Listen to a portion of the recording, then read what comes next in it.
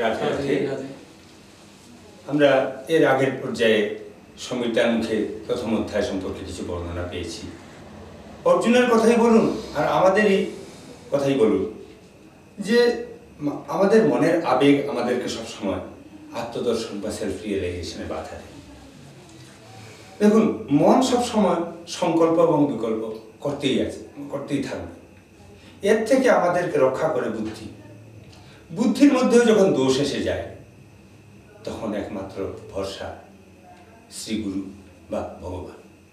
এখানেই ভগবান অর্জুনকে বিভিন্ন শাস্ত্রের উদ্ধৃতি এবং সম্পূর্ণ হিন্দু শাস্ত্রের সার বিভিন্ন ভাগে ভাগে অধ্যায়ের মাধ্যমে বর্ণনা করে অর্জুনকে সেখান থেকে বের করে এনেছেন। তো অর্জুন যুদ্ধ না করার যুক্তি অনেক কিছু দিয়েছেন। মনের আবেগ সবসময় আমাদেরকে যেটা করা উচিত তার থেকে বাধা দেয়। সংসারে যদি দেখি যে আমরা দুই নিয়ে হলো দুনিয়া, এই দুই কি কি আছে? একটা হলো প্রেয় আর একটা হলো শ্রেয়। প্রেয় হলো যেটা বর্তমান অবস্থায় যেটা আমাদের জন্য সুবিধাজনক হবে, মনের ভালো লাগা। বাইরে বৃষ্টি হচ্ছে, এখন বেরিয়ে গেলে ঠান্ডা লাগবে, ভিজবো, তো বাদ দিই বাবা, ওখানে যাওয়ার কাজ নেই। তো এটা হলো প্রেয়। কিন্তু বাড়িতে মা অসুস্থ হয়ে পড়ে আছেন, ওনাকে যদি ঔষধ এনে না দেওয়া যায় তাহলে ওনার অসুখ কমবে না। তো এই জায়গায় আমার বেরিয়ে গিয়ে ঔষধটা আনা শ্রেয়। তো এই প্রেয় সবসময় আমাদেরকে শ্রেয় থেকে সরাবার চেষ্টা করবে, কারণ এই দুনিয়া দুইটা জিনিস নিয়েই।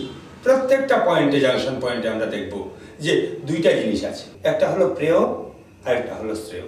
এই প্রেয় আর শ্রেয়র যে টান পোড়ানোর মধ্যেই কিন্তু সংসার। এই জন্য বহির প্রকৃতি এবং অন্তঃ প্রকৃতির লড়াইয়ের নামই জীবন। তো এই যে জায়গাটায় অর্জুন কিন্তু ওখানে নিজে বিভিন্ন রকমের নীতির যুক্তি দিচ্ছেন এবং এখানে বলছেন যে শ্লোকগুলিকে ভ্রান্ত বুদ্ধি তার দুর্বলতার পক্ষে শাস্ত্র থেকে যুক্তি দেখাচ্ছেন এবং আত্মতৃপ্তির সন্ধান করছেন। এটাকেই বলে আত্মপ্রবঞ্চনা বা সেলফ ডিসেপশন। অর্জুন বলছেন, হে গোবিন্দ, রাজ্য দিয়ে আমাদের কি হবে? ভোগেরই বা কি দরকার? বেঁচে থাকারই কি দরকার? আমি নিজে মরে গেলেও এদের সঙ্গে যুদ্ধ করতে চাই না। ওরা যদি আমাকে মেরেও ফেলে তাহলে আমি যুদ্ধ করব না। কারণ এখানে অর্জুন আরো সংসারের যুক্তি দেখাচ্ছেন যে অর্জুন পুত্র দুষ্ট হলেও কি তাকে ছেড়ে দেওয়া যায়?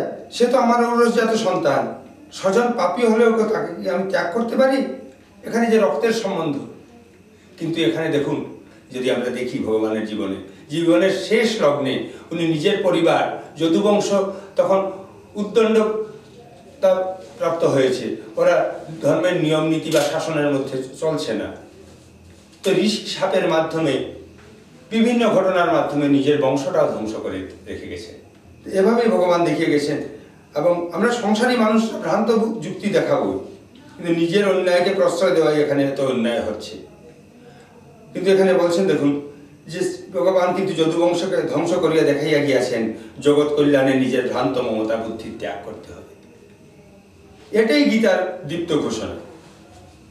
সংকীর্ণ চিত্ত, ক্ষুদ্র গোষ্ঠী চিন্তা, আচ্ছন্ন ধর্মীয় আবেগ, এইভাবেই যুগে যুগে কিন্তু ফ্যানাটিজমের সৃষ্টি করেছে। আজকেও যদি আমরা পৃথিবীর বিভিন্ন জায়গায় দেখি, আমাদের প্রত্যেকটা ধর্মের মধ্যে সমাজের বিভিন্ন পর্যায়ে আমরা এই ফ্যানাটিজম কিন্তু আমরা দেখব। যেখানে বুদ্ধি অন্ধ হয়ে যায় তাহলে জগতে কল্যাণ তো আসবেই। আজকে পৃথিবীতে এত যে হানাহানি, এত যে যুদ্ধ হচ্ছে, এর পিছনে কিন্তু এই ক্ষুদ্র বুদ্ধি কিন্তু স্বার্থ বুদ্ধি। এই জন্য এখানে অর্জুন যে যুক্তি দেখাচ্ছেন এটা মনে হচ্ছে যে উনি অহিংসার পূজারী। বৈষ্ণবীয় দৈন্যতা যেন তার মধ্যে সম্পূর্ণ প্রকাশিত হচ্ছে। কিন্তু এটা একটা ঘোর তমচ্ছন্ন অবস্থা, তমগুণে আবৃত অবস্থা। ভারত বীর্য আজ ধর্মের নামাবলী গায়ে দিয়ে তমগুণে আচ্ছন্ন হয়ে পড়েছে। কিন্তু না অর্জুন, তুমি এভাবে বসিতে পারো না। তুমি বসিয়া পড়লে সমস্ত জাতির তথা সমগ্র বিশ্বের সর্বনাশ হয়ে যাবে। তাই ভগবান এগিয়ে এসছেন। সাধন সমন্বয়ে যদি বীর হতোদ্যম হয়ে যায় তবে সংসার চক্রেই বারবার ঘুরতে থাকবে।